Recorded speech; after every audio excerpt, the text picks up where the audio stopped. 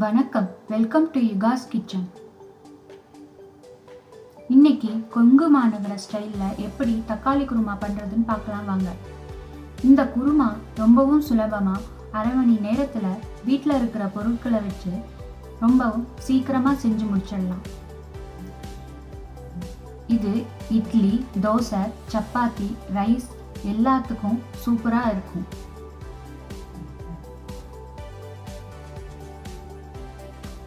முதல்ல மிக்ஸி ஜாரில் 2 கிராம்பு, சின்ன சைஸ் பட்டை, 1 டேபிள் ஸ்பூன் சோம்பு, 1/4 கப்பு துருவின தேங்காய், 5 முந்திரி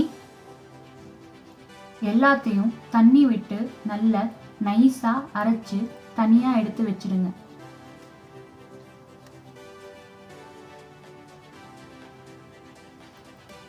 பேன்ல 1 டேபிள் ஸ்பூன் ஆயில் விட்டுடுங்க. ஆயில் சூடானதும் ஒரு மீடியம் சைஸ் வெங்காயத்தை போட்டு நல்லா வதக்கிடுங்க. வெங்காயம் நல்லா சுருள வதங்கணும்.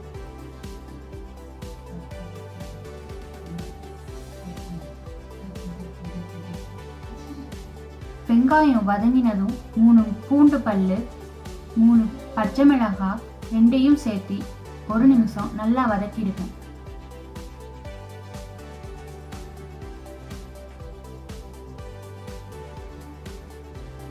இப்போ 3 பெரிய தக்காளியாக எடுத்து கட் செஞ்சு சேர்த்துடுங்க. தக்காளியை வெங்காயத்தோட நல்லா மிக்ஸ் செஞ்சு விட்டுடுங்க. தக்காளியும் வெங்காயமும் நல்லா ஒன்றோடு ஒன்று நல்லா மிக்ஸ் ஆகிடணும். இப்போ மூடியால் மூடி தக்காளி நல்லா மசிகிற வரைக்கும் 5 நிமிஷம் நல்லா வேக விடுங்க.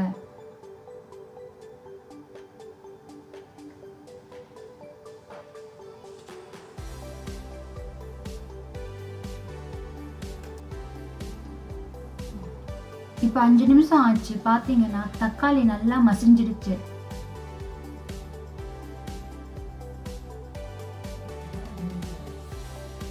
இப்போ இதை நல்லா ஆற வச்சு மிக்சியில் அரைச்சிடுங்க. ரொம்ப நைஸாக சட்னிக்கு அரைக்கிற மாதிரி அரைக்காம ஓரளவுக்கு அரைப்பட்டா போதும். இப்போ பேன்ல 2 டேபிள் ஸ்பூன் ஆயில் விட்டுடுங்க.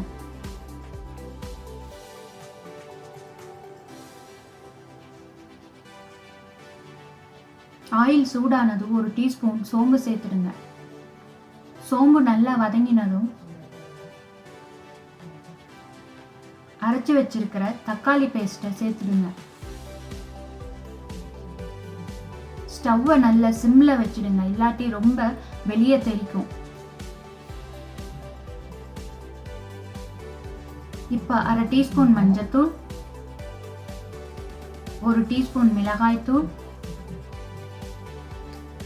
இந்த குருமாக்கு தேவையான உப்பு சேர்த்து நல்லா மிக்ஸ் செஞ்சிடுங்க. காரம் உங்க டேஸ்டுக்கு தகுந்தாப்புல கூட குறைய சேர்த்துக்கோங்க. இப்போ இது பச்சை வாசம் போக ஒரு 5 நிமிஷம் கொதிக்கட்டும்.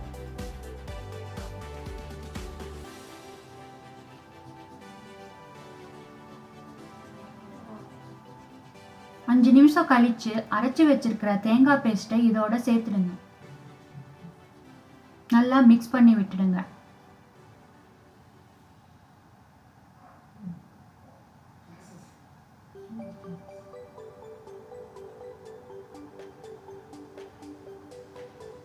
அரை கப் தண்ணி சேர்த்து நல்லா மிக்ஸ் செஞ்சிடுங்க. உங்களுக்கு இவ்வளவு கெட்டியா வேண்டாம்னா இன்னும் கொஞ்சம் தண்ணி சேர்த்துக்கோங்க.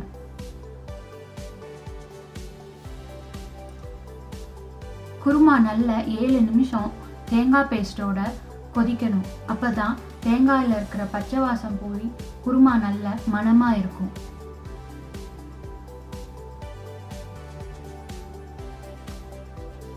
இப்போ குருமா ஆல்மோஸ்ட் ரெடி ஆயிடுச்சு. இப்போ ஃப்ரெஷ்ஷாக கருவேப்பிலையும் கொத்தமல்லியும் சேர்த்து குருமாவை நல்லா மிக்ஸ் பண்ணி விட்டுட்டு இறக்கிடுங்க.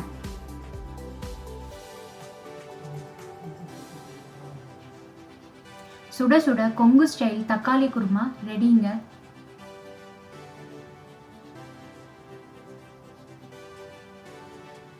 இந்த குருமா ஏற்கனவே சொன்ன மாதிரி இட்லி, தோசை, சப்பாத்தி, ரைஸ் எல்லாத்து கூடவும் சூப்பராக இருக்கும்.